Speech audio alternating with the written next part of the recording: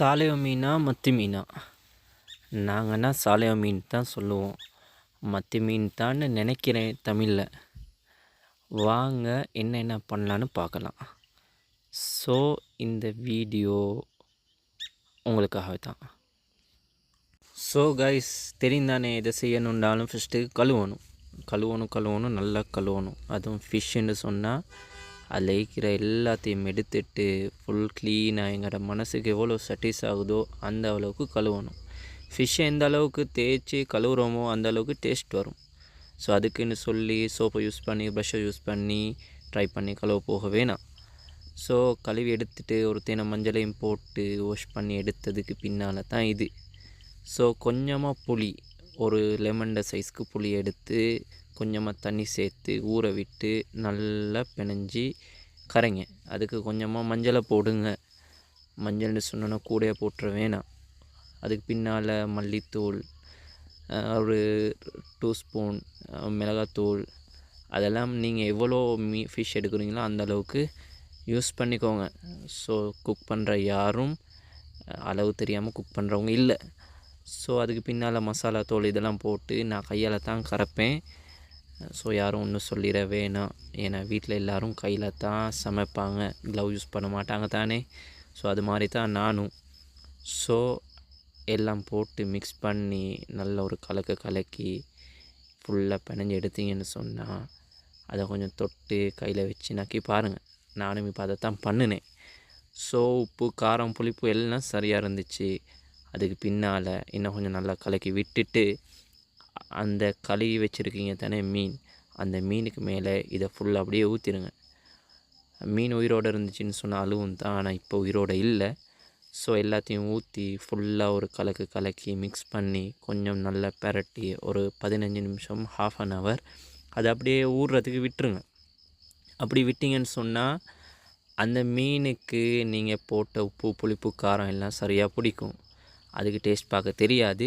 நீங்கள் டேஸ்ட் பார்க்கும்போது அந்த உப்பு, புளிப்பு, காரம்லாம் சரியாக இருக்கும். ஸோ அதுக்காக வேண்டி தான் இப்படி பண்ணுறேன். மீனுக்கு கொஞ்சம் அதிகமாகவே கொடுமை பண்ணி தான் இதை பண்ணணும், செய்ய வழி இல்லை. ஸோ அதுக்கு ஒரு தாச்சை வச்சு கொஞ்சமாக எண்ணெயை விட்டு நல்லா சூடாக்கி விட்டுருங்க. அதுக்கு அந்த மேரினேட் பண்ணி வச்சுருக்கிற மீனை சுஸ்ஸுன்னு போட்டு பொரித்து எடுங்க. எல்லாத்தையும் உண்டை போட்டுறாதீங்க. எவ்வளோ எண்ணெய் விட்டுருக்கீங்களோ அந்த அளவுக்கு மீனை போட்டு பொரிங்க. ஸோ நான் 4 5 எப்படியோ போட்டு பொரித்தேன். ஸோ அது உள்ளுக்கு பொரிகிறதுக்கு கொஞ்சம் நேரம் போகும். அந்த டைம் கேப்பில் நான் மீன் குழம்பு அப்படி இல்லாட்டி மீன் கறி ஒன்று வைக்கலான்னு சொல்லி இது தான் அந்த பொரித்த மீன். அதிலே ஒன்று எடுத்து வாயில் அமுக்கிக்கிட்டு அங்கால சைடில் கொஞ்சமாக பச்சை மிளகாய், கொஞ்சமாக வெங்காயம், பூடு எல்லாம் வெட்டிக்கிட்டேன். ஸோ ஒரு தாச்சை வச்சு கருவேப்பிலை, ரம்பை, கொஞ்சமாக கடுகு, வெந்தயம் இதெல்லாம் போட்டு பொரிய விட்டுட்டு அதுக்கு பூடையும் போட்டு நல்லா பொரிய விட்டேன். ஸோ அதோட அதுக்கு ஸ்பெஷலாக நாங்கள் மூட்டை கொச்சிக்கான்னு சொல்லுவோம். பெரிய ஒரு கொச்சி ஒன்றையும் சேர்த்து ஒரு 3-4 பச்சை மிளகாயும் சேர்த்து ஸோ அதோட நல்லா மிக்ஸ் பண்ணி பொரிய விட்டுட்டு இங்கால மீன் பொரிகிற வேலையும் நடந்துச்சு. அதோடைய அங்கால அந்த வேலையும் நடந்துச்சு. ஏன்னு சொன்னால் செம்ம பசி. ஸோ இதை பண்ணி தான் சாப்பிடணுன்னு ஒரு ஐடியா. ஸோ அதோட வெங்காயத்தையும் போட்டு நல்லா வதங்க விட்டோம். அது வதங்குற உள்ளுக்கு இங்கால அந்த குழம்புக்கு தேவையான மீனும் பொரித்து எடுத்துக்கிட்டோம்.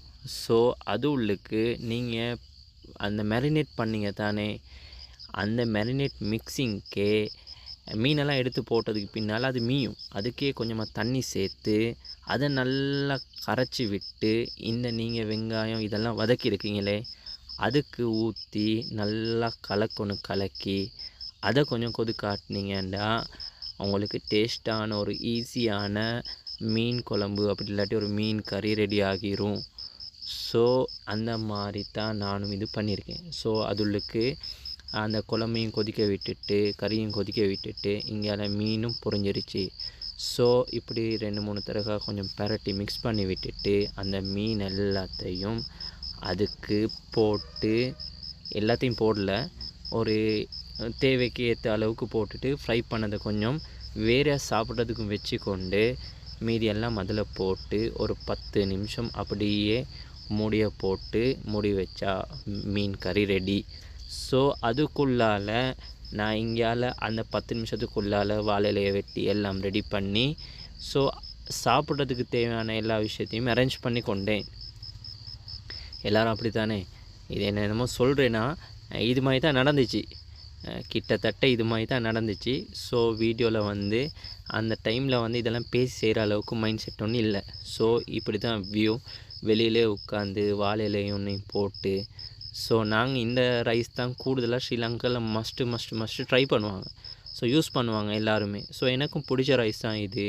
சாதம்னு சொல்லுவீங்க, சோறுன்னு சொல்லுவீங்க, ஏதோ ஒன்று. ஸோ அதை போட்டு அந்த மீன் குழம்ப ஃபுல்லாக அப்படியே ஊற்றி, அது ஒரு முருங்கைக்கீரை, முருங்கைக்காய் இருக்குமே, அதில் அந்த இலையை வந்து தேங்காய் போட்டு சுண்டியிருக்கும். ஸோ அது கத்திரிக்காய் வதக்கல் ஒன்று இருந்துச்சு, மீன் குழம்பு இருந்துச்சு, மீன் கறி இருந்துச்சு, மீன் பொரியல் இருந்துச்சு.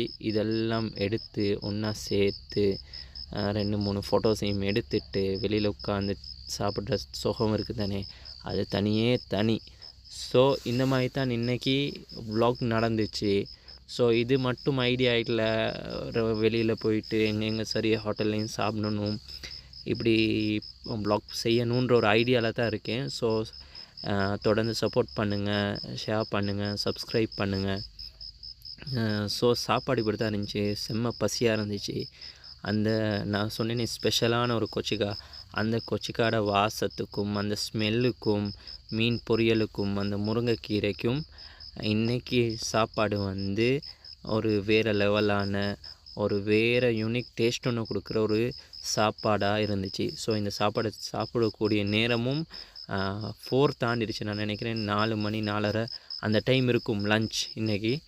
ஸோ பிரச்சனை இல்லை, பட் சாப்பாடு நல்லா இருந்துச்சு. நானே சமைச்சிட்டு நானே எல்லாம் செஞ்சுட்டு நானே சாப்பிட்டுட்டு உங்களை பார்க்க விட்டுட்டு நான் நல்லா இருந்துச்சுன்னு சொல்கிறது எந்த விதத்துலையும் நியாயம் இல்லைன்னு எனக்கு தெரியும். ஸோ நீங்களும் கண்டிப்பாக இப்படி இந்த ஃபிஷ்ஷை ஒரு தேனை ட்ரை பண்ணுங்கள் அப்படின்னு நான் கேட்குறேன். ஸோ வீடியோ பிடிச்சிருந்துச்சின்னு சொன்னால் லைக் பண்ணுங்கள், ஷேர் பண்ணுங்கள், கமெண்ட் பண்ணுங்கள். நீங்கள் எப்படி ட்ரை பண்ணியிருக்கீங்களான்னு சொல்லுங்கள். நீங்கள் இல்லாட்டி எப்படி இந்த மீனை ட்ரை பண்ணுவீங்க, எப்படி இந்த மீனை செஞ்சுருக்கீங்க அப்படின்னு சொல்லுங்கள் கண்டிப்பாக. ஸோ இதோட சாப்பாடு எல்லாத்தையும் கொஞ்சம் விடாமல் ஃபுல்லாக எல்லாம் சாப்பிட்டு முடிச்சுட்டு வாட்டர்மெலன், தர்பூசணிடுவாங்க, தண்ணிக்காயிடுவாங்க. ஸோ அதோட இன்றைக்கி சாப்பாடு லன்ச் வீடியோ எல்லாமே முடிஞ்சிருச்சு. அடுத்த வீடியோவில் சந்திக்கிறேன். அது வரைக்கும் பத்திரமா இருங்க.